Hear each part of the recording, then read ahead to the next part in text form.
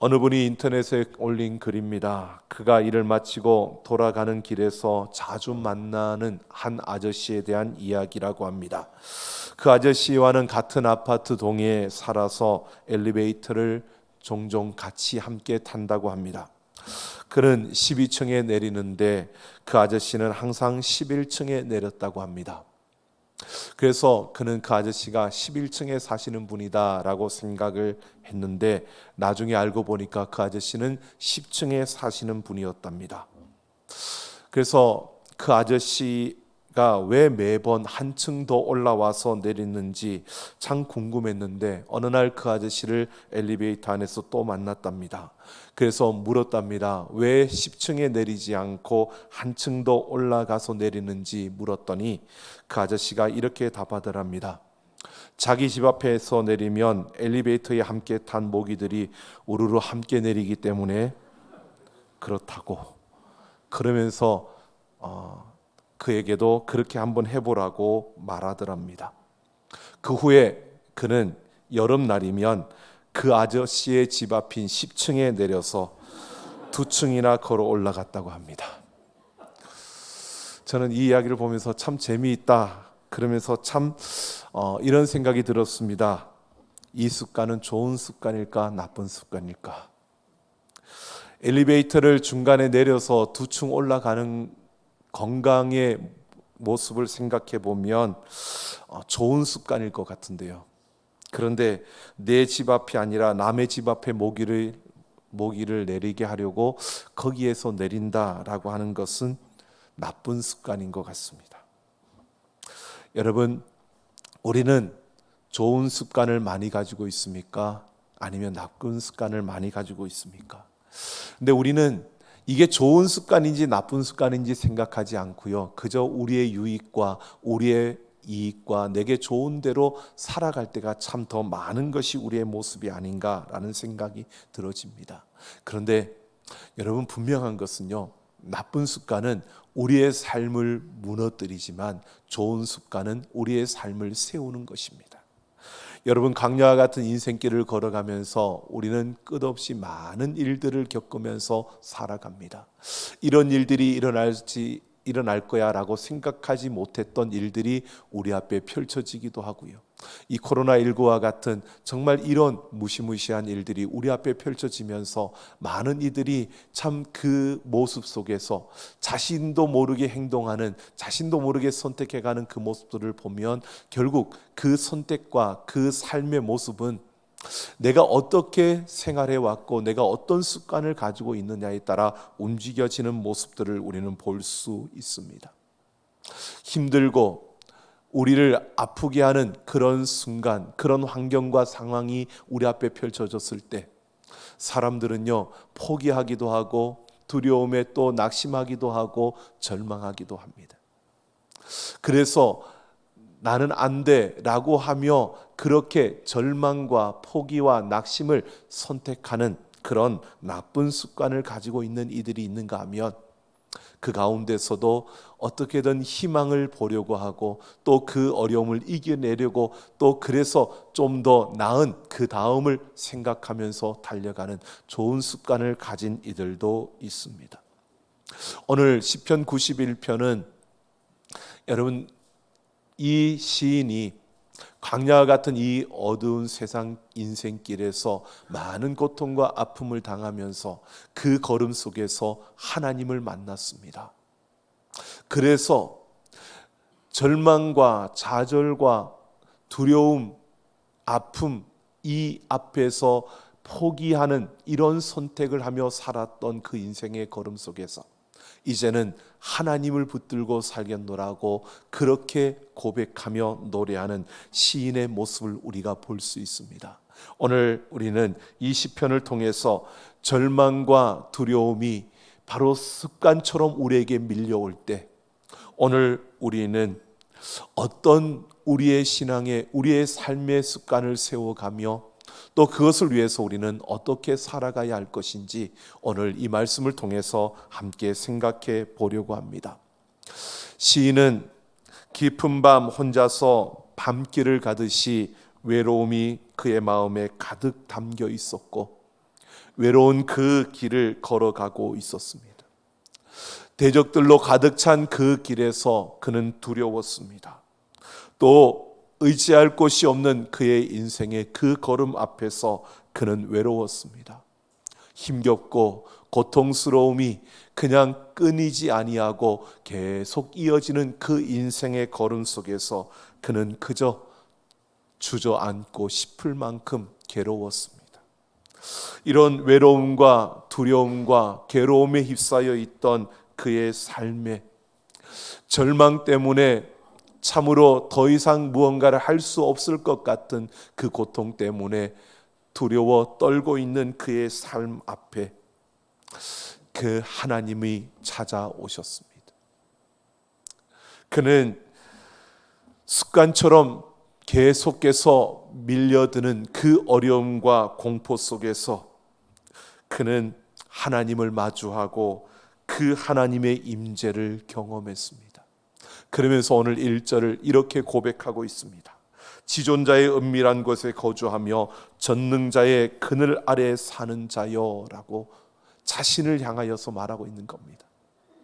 나는 지존자의 그 보호 아래, 전능자의 그 함께하심 아래 내가 살아가고 있는 자다라고 고백하고 있는 겁니다.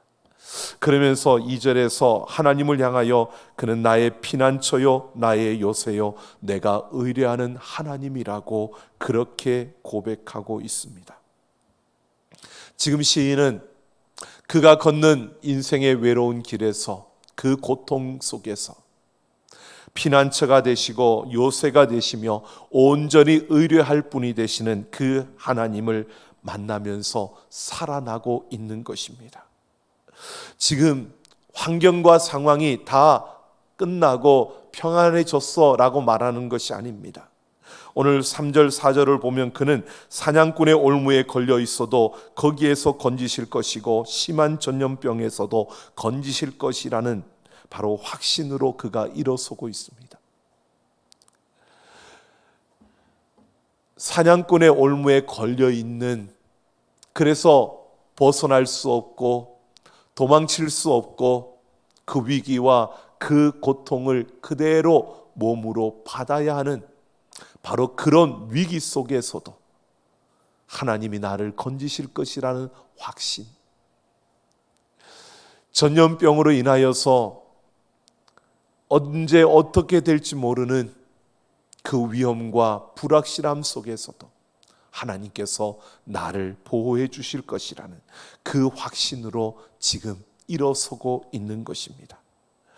그의 삶은 온통 문제로 덮여져 있었고 그 힘든 상황은 사라지지 않았지만 그냥 그 아픔이 습관처럼 그에게 밀려오고 있지만 하나님을 만나고 그 하나님을 경험하고 나니까요. 그 하나님이 바로 나의 피난처고 나의 요새이고 내가 의뢰할 뿐이라는 것을 그가 온전히 고백하며 상황과 환경, 그 나에게 주어진 힘든 일들과 고통, 이것이 문제가 아니라 나는 그 하나님을 의지하고 내가 이제 그 하나님만을 붙들겠노라고 고백하고 있는 것입니다. 이 3절부터 등장하는 하나님과의 그 관련한 동사가 건지다, 덮다, 방패가 되다라고 하는 겁니다. 하나님께서 그를 건지시고 그를 덮으시고 그의 방패가 되어 주셨다. 근데 이 동사가요, 시편 91편 1절부터 16절까지에 28번이 나옵니다. 그러니까 하나님이 그를 건지시고 그를 덮으시고 하나님이 그의 방패가 되어 주셨다. 그가 고통 가운데 설 때, 어려움이 찾아와서 힘든 일이 찾아와서 내가 포기하고 싶을 때 하나님이 나를 건져 주셨고 그 위험에서 나를 덮어 주셨고 그 하나님이 나의 방패가 되어 주셨다고 이렇게 계속 고백하고 있는 것입니다. 그런데 이 단어가 미완료형으로 쓰여져 있습니다. 미완료형은 끝나지 않고 계속 진행되고 있음을 표현해 주고 있는 것입니다. 하나님께서 계속 건져주시고 덮어주시고 계속해서 방패가 되어주신다는 겁니다. 시인은 이렇게 고백하고 있는 겁니다. 내가 실수해서 붙잡힌 바 되었고, 내가 악하여서 그런 아픔과 그 힘들고 그 역경이 나에게 찾아왔고, 내가 부족해서 나에게 그런 고통이 주어졌고, 우리의 잘못 때문에 이런 아픔들이 우리에게 주어졌는데, 그럼에도 하나님은 계속해서 그를 건지시고 덮어주시고 방패가 되어주신다라고 시인은 고백하고 있는 것입니다. 그러면서 5절 6절을 보면 밤에 찾아오는 공포와 낮에 날아드는 화살과 어두울 때 퍼지는 전염병과 밝을 때 찾아오는 재앙을 두려워하지 않는다라고 말합니다. 그야말로 그의 삶은 총체적인 그런 아픔과 문제의 앞에 서 있었습니다. 밤에는 공포가, 낮에는 화살이, 그리고 전염병과 재앙이 그에게 미쳐진다는 것은요, 어두운 밤에만이 아니라 밝은 대낮에도 그에게 위험이 찾아오고, 힘들고 어려울 때만이 아니라 기쁘고 즐거울 때도 그에게는 항상 그 고통과 위험이 도사리고 있었고, 그의 삶에 그냥 평안하다라고 말할 수 있는 그런 시간이 없었다는 겁니다. 그런데 그러한 공포와 화살과 그 재앙과 그 전염병 앞에서도 나는 더 이상 두려워하지 않는다라고 고백하고 있는 것입니다. 그러면서 7절을 보면 시인은 1000명이 내 왼쪽에서 10,000명이 내 오른쪽에서 엎드러지나 이 재앙이 내게 가까이 하지 못하리로다 라고 고백합니다. 내 주변의 수많은 이들이 이 고통 속에서 좌절을 선택하고 절망을 선택하고 포기하고 그냥 어쩔 수 없어서 우리 힘으로는 감당할 수 없으니까 우리는 이제 아무것도 할 수 없어, 그리고 모두가 널브러지는데, 오늘 시인은 말하는 겁니다. 나는 그렇지 않다는 것입니다. 나는 그 좌절과 절망과 포기를 선택하는 것이 아니라 그것이 나를 엄습하지 못한다는 것을 그가 고백하고 있는 것입니다. 나는 일어선다는 것입니다. 왜요?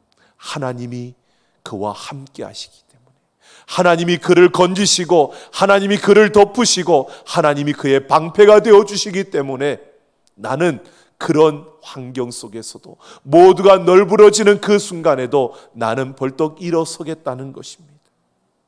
그리고는 9절에서 10절을 보면 여호와는 나의 피난처시라고 하며 지존자를 너의 거처로 삼았으므로 화가 내게 미치지 못하며 재앙이 내 장막에 가까이 오지 못하리니 라고 고백하고 있습니다. 모두가 힘들어할 때 내가 그 하나님을 의지하고 하나님께서 나를 안전하게, 나를 보호하시며 나를 인도해 주고 계심을 고백하고 있습니다. 하나님이 나를 인도하시며 나와 함께 하신다는 것입니다.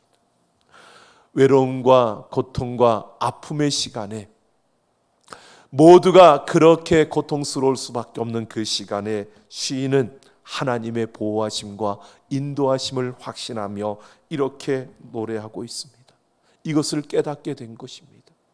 그도 똑같이, 다른 이들과 똑같이 그의 삶에 어려움이 찾아오면 절망을 선택했고, 힘든 일이 주어지면 불평하는 그러한 삶을 선택했고, 고통스러움이 주어지면 그것을 피하기 위해서 도망치는 그런 삶을 선택했던 자였습니다. 그런데 하나님을 만나고 나니까 그 하나님이 나를 건지시는 자요, 나를 덮으시는 자요, 나의 방패가 되어주시는 분이심을 경험하고 나니까요, 이제는 그 선택이 바뀌었다는 것입니다. 절망과 좌절과 도망치는 삶이 아니라 이제는 하나님을 붙들고 그 하나님의 날개 아래로 들어가는, 전능자의 날개 아래로 파고드는 그런 삶을 사는 자가 되었음을 고백하고 있는 것입니다. 주님 앞에 나아가고 계속해서 그 말씀 앞으로 나아가며 자신의 삶을 그 하나님 앞에 던지는, 그래서 그 하나님의 거룩한 그 앞에 서는, 그래서 그는 어떤 어려움이 찾아와도 나는 그 하나님의 날개 아래로 파고들 것이라고, 그 하나님의 날개 아래 있기에 나는 안전하고 나는 행복할 수 있다고 고백하고 있는 것입니다. 여러분, 시인은 똑같이 다른 이들처럼 절망과 포기와 낙심하며 또 도망치며 살았던 삶을 이제는 그런 나의 삶이 아니라 어떤 어려움이 찾아오더라도, 어떤 일들이 주어지더라도 그는 전능자의 날개 아래로 들어가는, 그 전능자의 날개를 붙드는 그런 삶을 살겠노라고 고백하고 있는 것입니다. 여러분, 지극히 높으신 하나님 앞에 있음을 날마다 우리가 확인하며 어떤 순간이 주어지더라도요, 전능자의 그 날개 아래로 피하는 우리의 믿음, 우리의 삶의 습관을 가지고 달려가는 하나님의 그 보호와 인도하심 아래 서는 우리 모두가 되기를 예수님의 이름으로 축원합니다. 14절에서 16절을 보면 이 거룩한 믿음의 습관을 형성하는 자들에게 주시는 하나님의 약속이 주어집니다. 14절에서 보면 하나님은 거룩한 믿음의 습관을 형성하는 하나님의 전능자의 날개 아래로 피하는 그런 믿음을 가진 자들을 향하여서 건지시고 높이실 것을 약속합니다. 이 건진다라고 하는 것은요, 하나님께서 그를 안전하게 지켜주신다는 것이고요, 견고하게 만들어주신다는 것이고, 높이신다는 것은 대적들이 위험이 미치지 못하는 그 높은 곳에 세우실 것을 약속합니다. 그런데 이렇게 건지시고 높이시는 그 앞에 보면 그가 나를 사랑하고 그가 내 이름을 안다라고 합니다. 나를 사랑하기 때문에 건지고 나를 알기 때문에 내가 그를 높인다라고 말씀합니다. 여러분, 우리가 형성해야 될 이 믿음의 습관은 단순한 믿음이 아니라는 것을 여기에서 말해주고 있습니다. 나를 사랑한다. 여러분, 사랑이라는 것은요, 하나님에 대한 사랑, 단순한 사랑을 말하는 것이 아니라 진실한 사랑, 헌신을 말하고 있는 겁니다. 여러분, 하나님 사랑하십니까? 예, 우리는 하나님을 사랑한다고 고백합니다. 그런데 내 의지와 내 힘으로 사랑하는 게 아니고요, 하나님이 나를 얼마나 사랑하시는지 깨달은 만큼 우리는 하나님을 사랑할 수 있습니다. 눈에 보이지 않는 그 하나님을 사랑하는데 내가 그 하나님의 사랑을 깨달은 만큼 하나님을 사랑할 수 있습니다. 예수님께서 십자가에서 나를 위해 죽어주신 그 사랑, 내가 깨달은 만큼 우리는 십자가의 사랑을 아는고 우리는 그 사랑만큼 우리는 주님을 사랑할 수 있습니다. 그 독생자 예수 그리스도를 십자가에 내어줄 만큼 우리를 사랑하신 아버지의 그 사랑을 내가 아는 만큼 우리는 하나님을 사랑할 수 있는 겁니다. 여러분, 우리가 하나님을 사랑한다고 말합니다. 우리가 그렇게 고백합니다. 근데 그 사랑의 크기는 다 다릅니다. 힘들고 어려운 일이 찾아왔을 때, 여러분, 우리가 주님을 사랑한다면요, 우리는 그 주님을 선택하며 주님의 날개 아래 우리는 들어가게 되어질 것입니다. 우리가 사랑하는 만큼요, 내가 사랑하는 만큼 우리는 그 주님을 찾게 되어 있습니다. 내가 사랑하는 만큼, 그 깊이만큼 우리는 그 하나님을 의지하게 되어 있고요, 그 하나님을 구하게 되어 있습니다. 여러분, 그냥 나 하나님 사랑해 라고 하는 것이 아니라 우리의 진실한 사랑을 한번 보십시오. 내가 하나님을 얼마나 사랑하고 있는지요. 우리가 평안할 때, 모든 일들이 잘 이루어질 때뿐만 아니라 여러분, 우리에게 위기가 찾아오고, 여러분, 인생의 그 걸음 속에 우리에게 고통스러움이 안 찾아온다는 여러분 장담할 수 있습니까? 없습니다. 고통이 찾아올 때 여러분, 그때 여러분 하나님을 얼마만큼 사랑하는지 우리의 사랑이 드러납니다. 보여집니다. 불평하고 원망하며 왜 나에게 이런 고통이 주어지느냐고 우리는 발버둥 칠 수밖에 없는 그 모습이요. 죄송합니다. 저도 그렇습니다. 그런데 그것이 내가 하나님을 얼마나 사랑하는지를 보여주는 바로 그 모습입니다. 말로는 하나님을 내 목숨을 다해 사랑한다고 말하면서도 그 작은 아픔 때문에 하나님 앞에 우리는 불평합니다. 정말 목숨을 다해 사랑하는 것 맞을까요? 내가 진실로 그 하나님을 사랑하고 내 목숨을 다해 하나님을 사랑한다면 나에게 어떤 일이 주어져도요, 우리는 그것에 흔들리지 않는, 하나님을 향한 우리의 마음은 흔들리지 않아야 되고, 우리의 사랑은 오히려 이것으로 인하여 하나님 더 감사하고, 이것으로 인하여 하나님, 내가 하나님 앞에 잘못한 것은 없는지 우리가 돌아보며 그 하나님을 붙들고 그 하나님 앞으로 나아가는 것이요, 이게 진정 내 생명을 다해 사랑한다고 고백하는 그 진실한 사랑의 고백이 아닐까요? 여러분, 내 이름을 안다는 것은요, 이름이라는 것은 하나님의 성품과 사역을 말하는 것입니다. 그러니까 하나님의 이름을 안다라고 하는 것은요, 우리가 믿음으로 하나님의 모든 것을 경험한다는 것입니다. 하나님이 어떤 분이신지 내가 경험해서 안다는 것을 말하는 겁니다. 하나님의 긍휼을, 하나님의 자비를, 하나님의 그 공의를 우리가 안다면, 여러분, 우리가 진정으로 그것을 안다면 우리가 어떻게 살아가는지, 우리의 삶에서 어떻게 보여질지를 우리는 알게 되지 않습니까? 하나님의 공의를 알면서도 우리는 세상에서 말하는 것처럼 그렇게 함부로 살아갈 수 있을까요?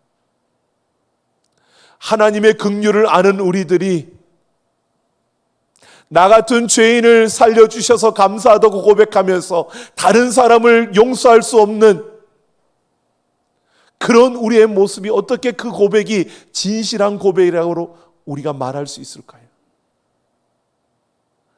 여러분, 모세는 금송아지를 만들어서 그 하나님을 배신하고 그 하나님 앞에 진노를 받는 백성들, 그들을 향하여서 하나님의 진노를 보여줬습니다. 그런데 그 다음에 모세는요, 하나님이 그들을 진멸하려고 할 때 그 앞을 가로막고요, 차라리 나를 죽여달라고, 저들을 불쌍히 여겨달라고 모세가 하나님 앞에 구하는 것은요, 하나님의 긍휼을 아는 모세였기 때문입니다. 왜 모세가 그 자리에서 똑같이 가만히 있으면 하나님이 그들을 진멸하고 모세는 살 수 있는데, 모세는 그게 아닙니다. 이 백성들을 이끌고 그 가나안 땅으로 가야 하는 것이 내 사명이고, 그 사명을 감당하기 위해서 모세는 그 은혜를 받을 만한 자격이 없는 그들, 사랑을 받을 만한 조건을 갖추지 못한 그들을 위해서 자기 생명을 내어놓고 있습니다. 여러분, 이게 하나님을 진정으로 아는 자의 모습이라는 겁니다. 여러분, 우리는 정말 진실로 하나님을 사랑하고 진실로 우리는 그 하나님을 알고 있는 우리의 삶을 살아가고 있습니까? 여러분, 이것이 안 되면 전능자의 날개 아래 우리는 말할 수 있습니다. 그런데 막상 우리의 삶에 어려움이 찾아오면 전능자의 날개 아래가 아니라 우리는 세상을 향해 도망치는 겁니다. 하나님을 붙드는 것이 아니라 사람을 붙들고 세상을 붙들고 문제를 해결하려고 하는 것입니다. 여러분, 우리는 이 거룩한 믿음의 습관을 가져야 합니다. 하나님을 더 사랑하는, 하나님과의 더 친밀함 속에서 그 하나님이 어떤 분이신가를 우리의 삶에서 경험하며 그 하나님을 붙드는, 그 하나님의 날개 아래로 들어가는 이 믿음의 거룩한 습관을 우리는 가져야 합니다. 15절을 보면 그가 내게 경고하리니 내가 그에게 응답하리라고 말합니다. 여러분, 그 하나님을 이렇게 사랑하고 그 하나님을 알면요, 기도할 수밖에 없지 않습니까? 하나님이 다 알아서 해줄 거야. 아니요, 이걸 알기 때문에 더 하나님 앞에 나아가 간구할 수밖에 없고요, 그 하나님 앞에 기도할 수밖에 없고요, 그 하나님 앞에 기도하는 자리로 나아갈 수밖에 없습니다. 하나님께서 나와 함께 하시니까 맞아요. 하나님 함께 하십니다. 그런데 기도하지 않으면서 함께 한다는 것은 여러분 우리가 생각해 보십시오. 내가 정말 사랑하는 이와 함께 걷는데 아무 말 하지 않고 입만 꼭 다물고 갑니다. 저도 경상도 사람이라서 좀 말이 잘 없고 좀 무뚝뚝하지만 그래도 할 말은 합니다. 그래도 오래 걷다 보면 할 말이 있어요. 해야 돼요. 기도하게 되어져 있습니다. 어려움이 찾아왔는데, 힘든 일이 주어졌는데 아무 이야기도 하지 않고 그냥 갑니까? 하나님 앞에 구해야 하는 것입니다. 하나님을 의지하는 자들을 외면치 않으시는 줄로 믿습니다. 우리가 잘나서가 아니고요, 우리가 뛰어나서가 아니라 우리를 긍휼히 여기시는 하나님께서 우리의 부르짖음을 들으시고 그 능력의 손을 움직이신다는 겁니다. 여러분, 우리에게 어려움이 찾아올 때 우리는 먼저 믿음을 가지고 그 하나님의 날개 아래로 들어가 부르짖는 우리가 되기를 원합니다. 오직 하나님 앞에 부르짖을 때 하나님께서 응답하시겠다고 말씀하고 있습니다. 그러면서 16절을 보면 장수의 복으로 거룩한 믿음의 습관을 형성하는 자를 만족하게 하시며 자신의 구원을 보여주실 것이라고 약속합니다. 하나님이 우리에게 만족함을 주신답니다. 풍족하게 해주실 줄로 믿습니다. 하나님이 우리를 재벌로 만들어주시는 것이 아니라 이 땅에서 우리가 살아가는 모든 필요를 하나님이 채워주시고 공급해 주신다는 것입니다. 여러분, 우리가 많은 것을 가진 부자가 될 필요는 없습니다. 우리는 나누어 줄 수 있는, 베풀 수 있는, 함께 할 수 있는 그런 풍족함과 넉넉함을 가지면 되는 겁니다. 오늘 우리는 이 땅에서요, 하나님이 우리에게 이것을 약속하고 있습니다. 여러분, 우리는 인생의 그 걸음 속에서 아픔을 당할 때 하나님의 품으로 찾아드는, 하나님의 전능의 그 날개 아래로 파고드는 우리 모두가 되기를 예수님의 이름으로 축원합니다. 출애굽기 3장 4절에 보면 하나님께서 이 모세를 부를 때요, 내 발에 신을 벗으라고 말씀합니다. 미디안 광야에서 도망자의 삶을 살던 사람입니다. 모세는 40년 동안 도망자의 삶을 살았습니다. 하나님이 그 앞에 나타났을 때에도 그는 도망치고 싶었습니다. 아니, 도망치려고 했습니다. 그런데 하나님께서 내 발에 신을 벗으라고 말하며 그에게 말씀을 줄 때, 그 말씀에 붙잡힌 바 되어졌을 때 모세는 바뀌었습니다.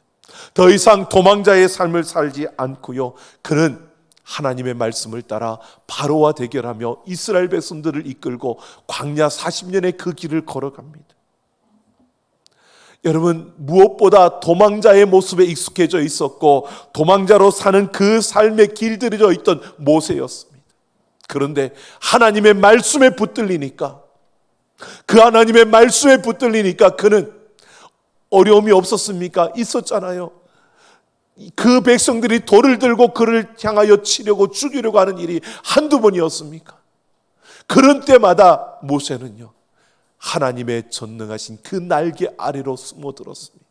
하나님 앞으로 나아가 기도하며 그 날개 아래 들어갔을 때 하나님이 모세를 지켜주셨고 그를 높여주셨고 그를 세워주신 줄로 믿습니다. 오늘 우리의 삶도 마찬가지입니다. 여러분, 내가 서려고 하면 설 수 없습니다. 내가 높아지려고 하면 떨어질 겁니다. 그런데 그 하나님의 전능하신 날개 아래로 들어가면요, 하나님이 우리를 세우시고 지켜드시고 높이실 줄로 믿습니다. 그 하나님과 함께 살아가는 우리의 걸음이 되기를 예수님의 이름으로 축원합니다. 네덜란드에서 핍박이 심해질 때 겔린드 몰러라는 한 순교자가 나왔습니다. 그에게 믿음을 버리고 성경을 버리고 내 가족을 선택하라고 재판관이 말합니다. 그때 그는 이렇게 말했습니다. 이 세상 모든 것이 다 나에게 준다고 하더라도 나는 내 아내와 나의 4명의 자녀를 포기할 수 없습니다. 나는 그들을 더 사랑합니다. 이것은 하나님이 아십니다. 내가 하지만 하나님은 포기할 수 없습니다. 내 가족을 위해서 하나님을 포기할 수 없습니다. 하나님을 위해서 나와 내 가족과 나의 모든 것을 포기하겠습니다. 그리고 화형을 당했다고 합니다. 여러분, 죽음도 두려워하지 않는 그 사랑이요, 예수님이 우리에게 보여주신 그 사랑입니다. 여러분, 우리는 그 사랑을 받았습니다. 이 사랑을 아는 이 깊이를 보십시오. 나와 내 가족과 내 가진 모든 것을 하나님 앞에 포기하겠노라고, 이것을 포기할지언정 하나님을 포기하지 못하겠노라고. 여러분, 우리가 이런 사랑을 가지고 있습니까? 아니, 우리 이 사랑을 알고 있습니까? 오늘 우리는 이 세대 속에서 끊임없이 수많은 어려움과 아픔을 맞이하고 있습니다. 여러분, 고통이 끊임없이 우리에게 찾아들고 있습니다. 여러분, 그때마다 우리는 무엇을 선택하고 있습니까? 우리는 어떻게 반응하고 있습니까? 어려움이 밀려올 때 우리의 마음속에서 어떻게 반응하고 있습니까? 여전히 하나님의 날개 아래로 파고드는 우리의 모습이 아니라 세상에 어떻게 그리고 좌절하고 절망하고 근심하고 걱정하며 포기하는 우리 인생이 아닙니까? 이제는 돌이키고 돌아서야 되지 않겠습니까? 우리의 믿음의 이 습관을 가져야 합니다. 조그만 어려움이 오더라도 전능자의 날개 아래로 파고드는, 하나님의 그 품으로 날아드는, 그래서 그 하나님을 의지하고 그 하나님께 내 모든 것을 드리며 내가 다른 것은 몰라도 하나님만은 포기할 수 없노라고 살아가는 우리 모두가 되기를 예수님의 이름으로 축원합니다. 우리 함께 찬양하겠습니다.